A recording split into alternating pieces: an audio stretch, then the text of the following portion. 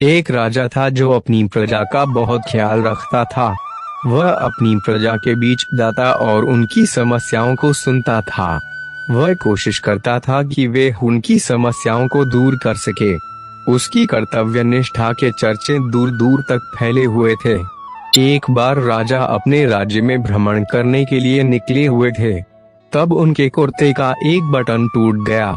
यह देख राजा ने अपने मंत्री तो तुरंत बुलाया और उसे आदेश दिया कि वो गांव से एक अच्छे दर्जी को बुला लाए जो उनके कुर्ते का बटन लगा दे। यह सुन मंत्री ने गांव में दर्जी की खोज शुरू कर दी। संयोग से उन्हें एक दर्जी भी मिल गया। गांव में उसकी एक छोटी सी दुकान थी। उस दर्जी को जल्दी ही राजा के पास लाया गया।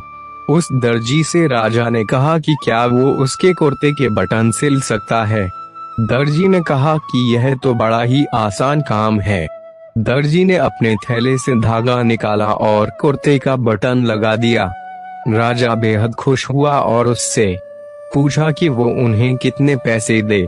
इस पर दर्जी ने कहा कि इतने से काम के लिए वो पैसे नहीं ले सकता है। इस पर राजा ने कहा कि वो इसकी कीमत जरूर देंगे। दर्जी ने सोचा कि उसने तो बस धागा ही लगाया है, तो उसके 2 रुपए मांग लेता हूँ।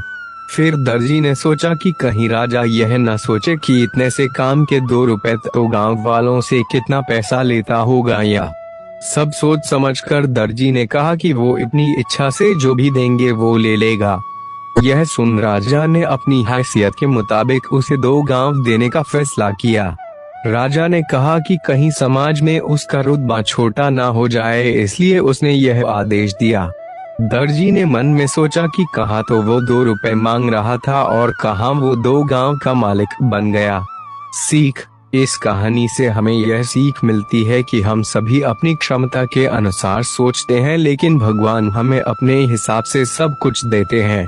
हम छोटा मांगते हैं और कई बार भगवान हमें उनके देने की क्षमता के आधार पर कुछ अच्छा और बड़ा दे देते हैं।